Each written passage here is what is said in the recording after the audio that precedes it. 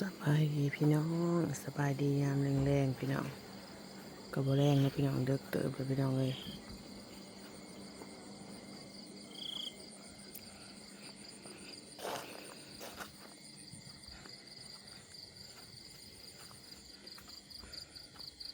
ทุกน้ำมาสิเก็บไปเขายังไม่ได้เก็บอยู่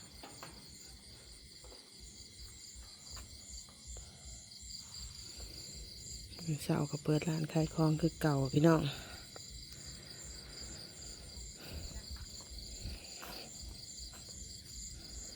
เพิ่นเคียมบ่อาบน้ำจังเปิดไพ่อยู่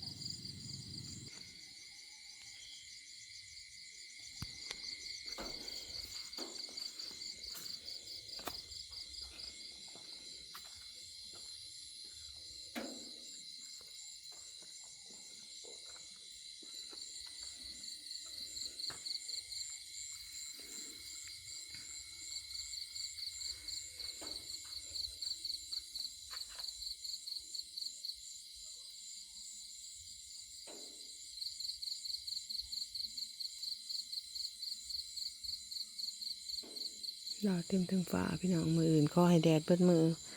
ฮือเพื่อจะได้กู้เขามืออื่นเสาร์ก็ขายของวันสุดท้ายพี่น้องเป็นวันศุกร์นะพี่น้อง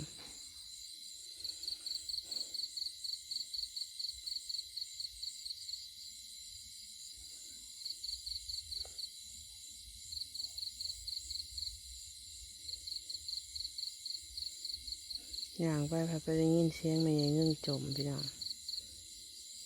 จมคิดฮอดอีน้อย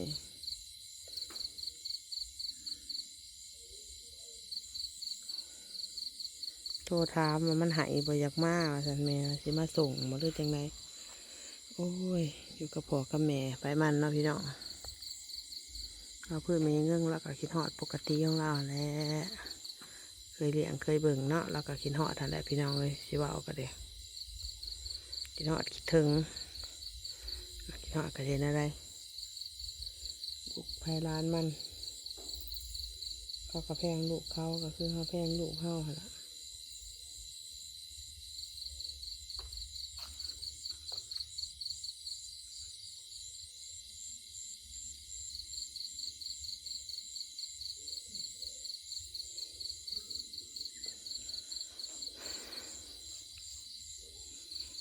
นอนจมเนี่ย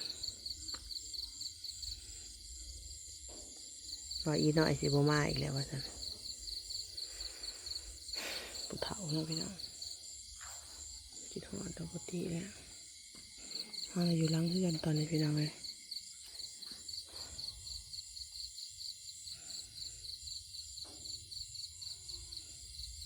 บรรยากาศกลางคืน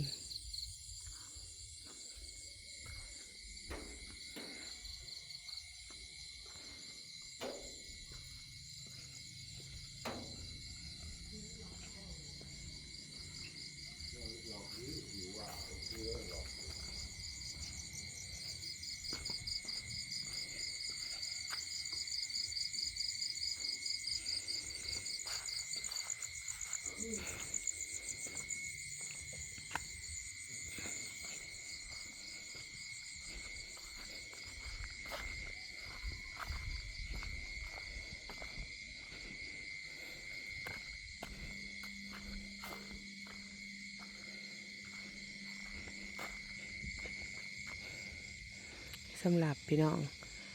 FCที่ถามมาเป็นอะไรเรื่องปัญญาเคียมกับผู้สาวนะพี่น้องก็เขาก็สิขบกันไปแหละพี่น้องก็เบิ่งกันไปเรื่อยๆเลยเนาะว่าช่วงหนึ่งว่าสิให้ขึ้นนั้นไปขอว่าสิไปนะก็มันก็ได้ยุดลงซะก่อนเลยพี่น้องมันก็สิบ่มีเงินไปขอเนี่ยแหละเนาะก็มีแต่ขบกันไปเบิ่งซะก่อน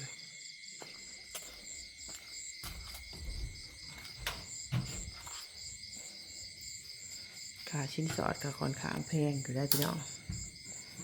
จังหวะหยุดซะก่อนเนาะพอยายเคียมก็เลยยายเงิงก็เลยสต็อปยายเงิงแล้วกันเคยผ่านเคยเจอประสบการณ์มาแล้วเราก็เลยหยุดซะก่อน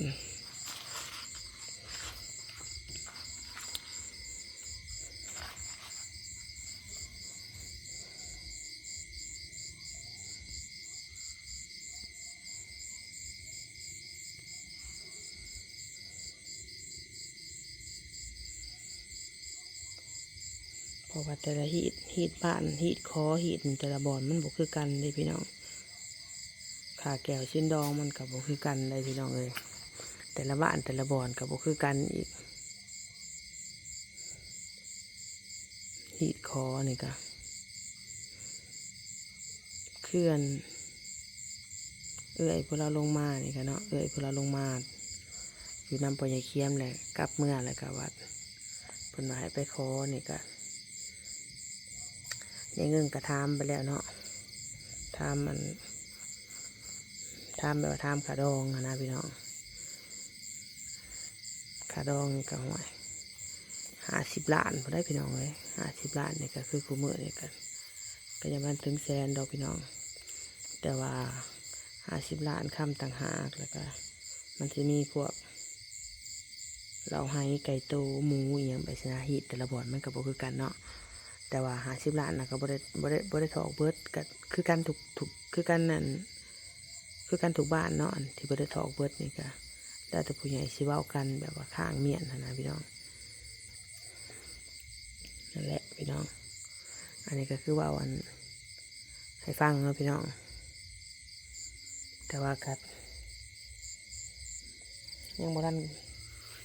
ตกลงยังดอกพี่น้องไม่ได้กระจับกระชิลมกันไปเบิ่งกันไปเรื่อยๆอะไรพี่น้องบ่ทันว่าปุบปั๊บก็แค่แบบว่าถามกระทำเบิ่งนะพี่น้องแต่ตอนนี้กับผู้ว่าความสัมพันธ์จะเพิ่นไปฮอดใส่แล้วเนาะก็ประจักษ์คือกันพี่น้องก็บ่เห็นแต่วันอะไรก็เงียบไปตั้งแต่มื้อนั้นเลยเงียบไปตั้งแต่มื้อที่ว่าเอากันมื้อพุ่นล่ะพี่น้องเอากันอยู่หายขายของพุ่นล่ะพี่น้องแล้วก็เงียบไปเลยตั้งแต่มื้อนั้นก็ยังบ่ได้ว่าจังไดก็ยังบ่ได้มีหยังสานต่อก็มีแต่ถามกันเรื่องขาดองแล้วก็แล้วไปเลยจุดเท่าทุกมื้อนี้แหละพี่น้องเราก็ไปถามปอยายเคียมเลยว่ายังลมกันบ่ยังเอียงบ่นะพี่น้องกระจบตั้งแต่มื้อนั้นเท่ามื้อนี้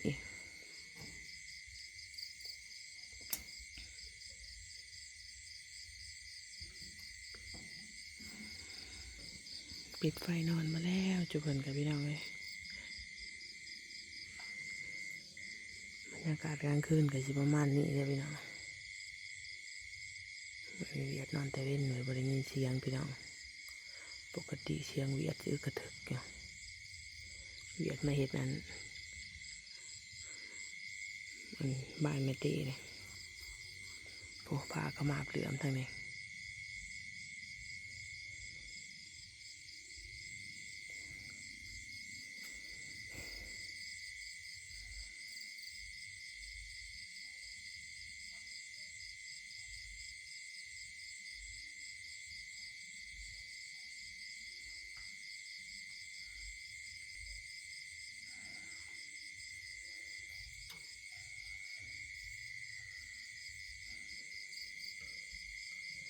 พี่น้องเลยเขาสิ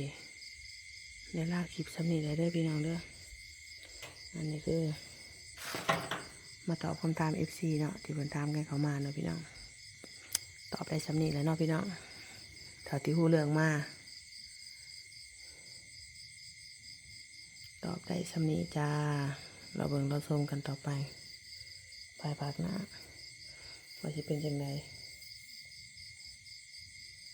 เราติดตามเบิ่งติดตามชมจ้ะ